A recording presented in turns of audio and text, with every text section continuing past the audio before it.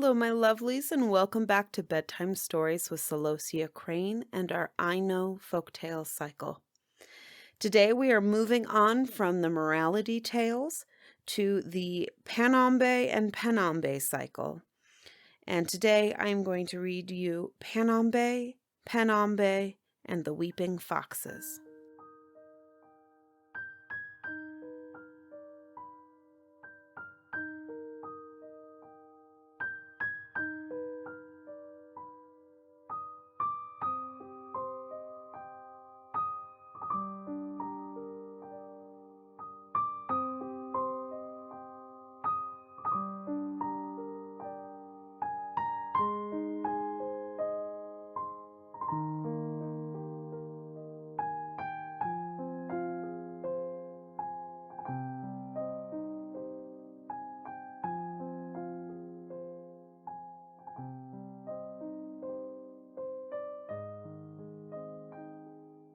There were Panaumbe and Penaumbe.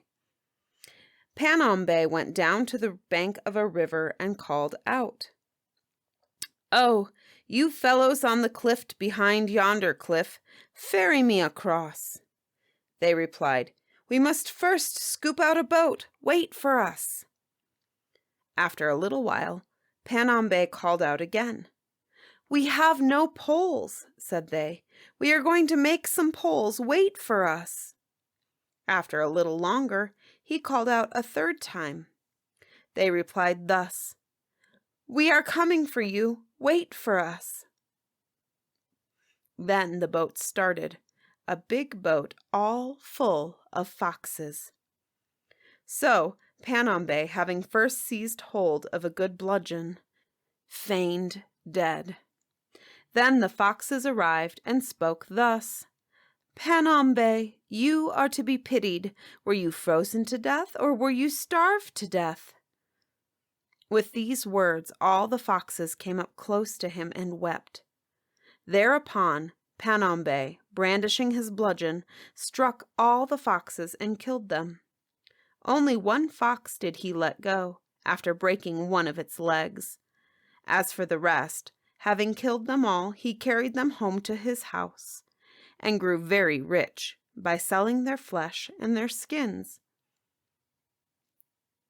Then Penaumbe came down to him and spoke thus, "Whereas you and I were both equally poor, how did you kill such a number of foxes and thereby become rich?" Penaumbe replied, "If you will come and dine with me, I will instruct you." But Penaumbe at once said, "I have heard all about it before." With these words he pissed against the door-sill and went out. Descending to the bank of the river, he called, crying out as Penaumbe had done.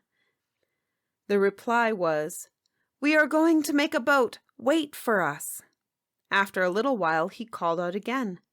They replied, "We are going to make the poles. Wait for us." After a little longer they started, a whole boatful of foxes. So Penaumbe first feigned dead. Then the foxes arrived and said, "Penaumbe here is to be pitied. Did he die of cold, or did he die from want of food?" With these words they all came close to Penaumbe and wept.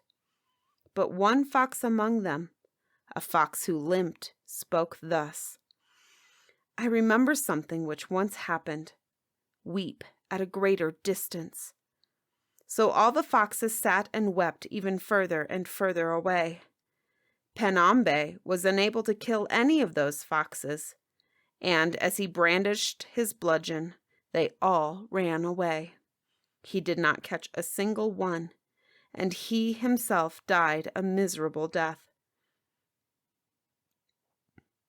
Literal translation, told by Ishinashte, 23rd of July, 1886.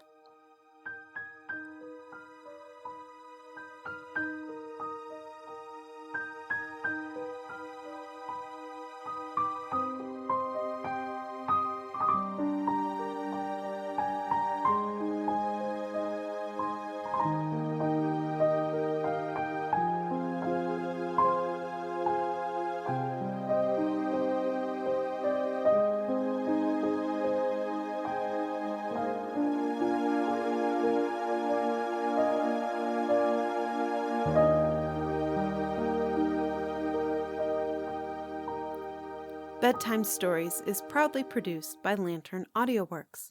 To check out our other podcasts, including Brimstone and Old Bob, please visit our website, www.lanternaudioworks.com.